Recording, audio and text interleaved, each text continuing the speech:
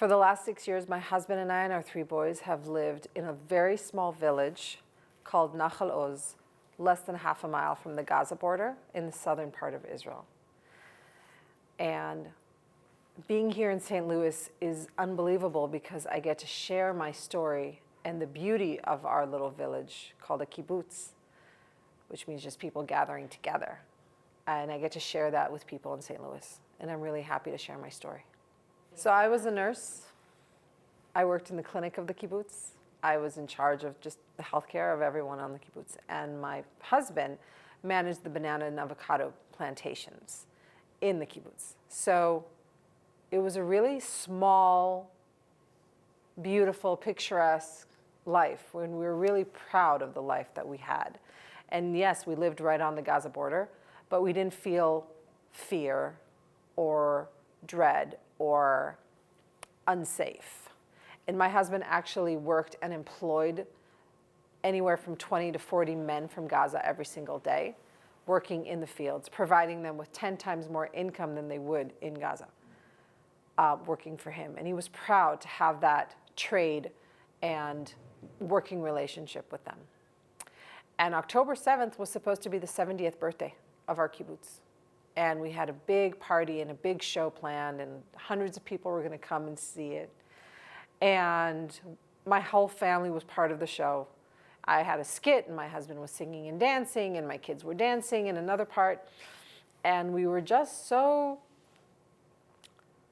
proud that this is our life, that we are part of something, we're part of a community that truly cares for each other, that we never have to lock our doors or our cars, and my kids can roam free after school on their bikes, and I feel like everything's okay and I don't have to worry where they are. And I've lived there for 6 years, and we've had a lot of missile and rocket attacks. And every time that hits, we have about 15 seconds to run to safety. And sometimes it's much less than that. Sometimes the rocket lands before there's even a siren. So I was never fearful, but I was always on alert because I knew any minute now Hamas can fire a rocket or a missile at us. But overall, I really felt lucky that this is our life. And I was proud that this is our life. The night before we went to bed, like any other night, kids fell asleep. My husband and I watched a movie on the couch and just went to bed and kind of looking forward to the next day. And we woke up that morning at 6:30 to a terrible, loud sound of missiles and rockets falling and sirens. And we heard missiles going over our head and missiles landing and the Iron Dome system intercepting. And that initial attack lasted 10 minutes. And at that time, we were, of course, in our shelter, hunkered down with our kids, just not knowing what was happening because this has never happened before. And after 10 minutes of that, there was suddenly silence, and we got to go outside of our shelter for a second. A shelter is just a fortified room in the house, and that's my kid's bedroom. But we got to leave that room for a minute. We got to get some water, get our phones to understand what was happening. And within a few minutes, we got a message saying, go back in your shelter and lock the doors to your house because we have an invasion of terrorists in the kibbutz. So my husband ran back in. I quickly ran out, locked the door to my house, and then ran back in the shelter. And we didn't leave that room for 19 hours. 5 minutes after we were in there, the power went out, and there was no light coming in, because the window has a metal frame that you can close whenever there is a siren, because the point of the shelter is to keep you safe with a missile falling right above you or next to you. So when you close that metal frame and when you close the door, and if you have no power, there's no light coming in. I couldn't see my hand. So we used our phones to act as the flashlights for the kids so that we wouldn't be in total darkness. And for that entire day, we heard nonstop gunfire outside of our window. Grenades were thrown out our window. We heard yelling in Arabic. kill the Jews, God is great. Allahu Akbar, itbachil Yahud. And there was nothing we could do. There was nowhere we could go. At one point, the cell service dropped. We had no communication with the outside world. And we knew that everyone in their own individual homes were going through the same thing, but we couldn't even communicate with them. We were on our own, waiting to be rescued. And after 19 hours, we were finally rescued by the army. And it took days to learn what had happened. Because we had no cell service, because we had no power or electricity, we had no idea that this was happening in other places. We had no idea about the festival. We had no idea that 1,400 people were murdered brutally that day. We felt unbelievably grateful and fortunate that all 5 of us made it out of there.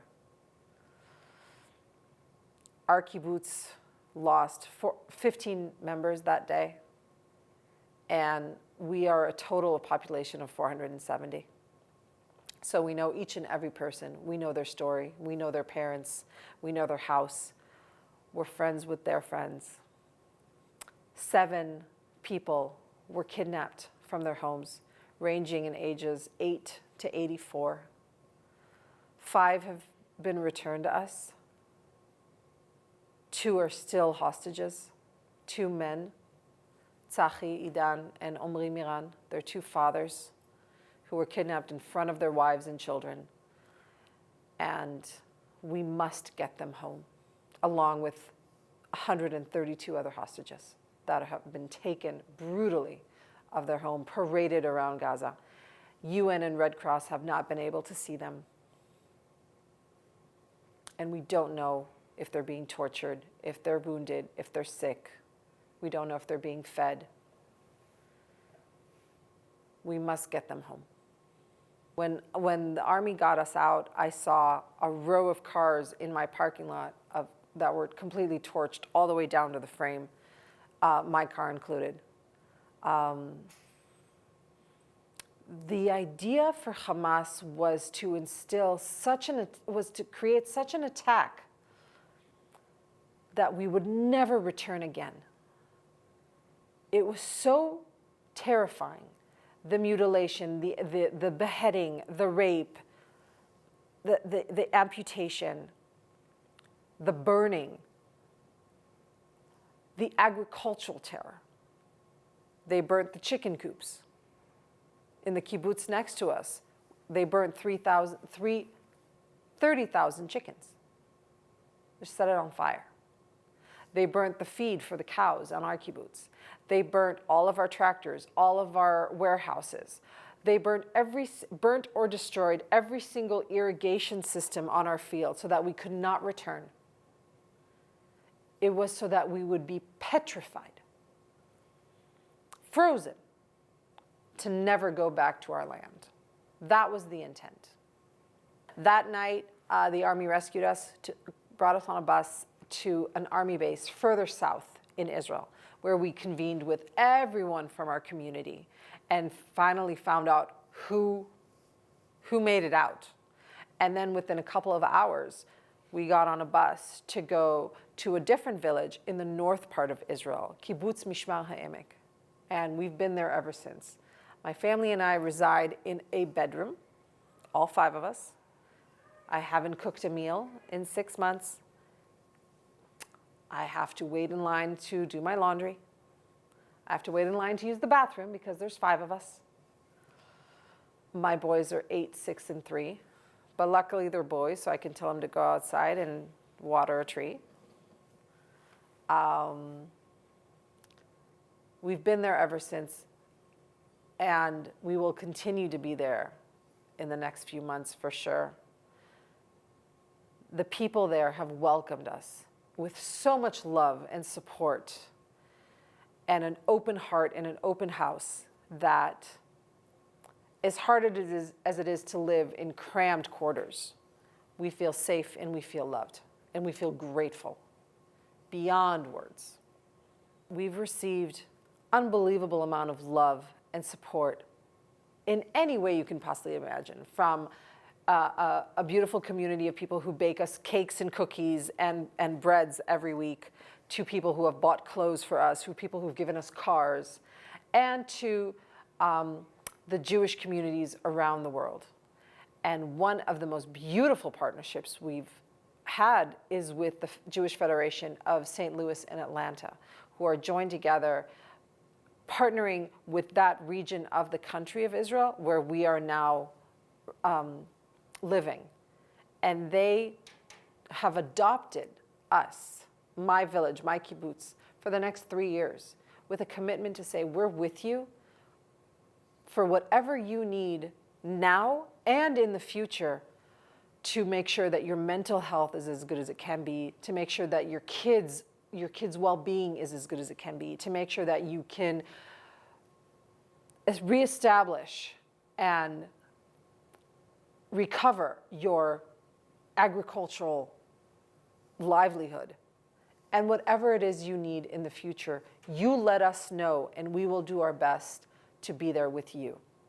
And that's why we're here in St. Louis. We're here to tell our story, and we've had unbelievable people to listen and hug us and make us feel like we are not alone.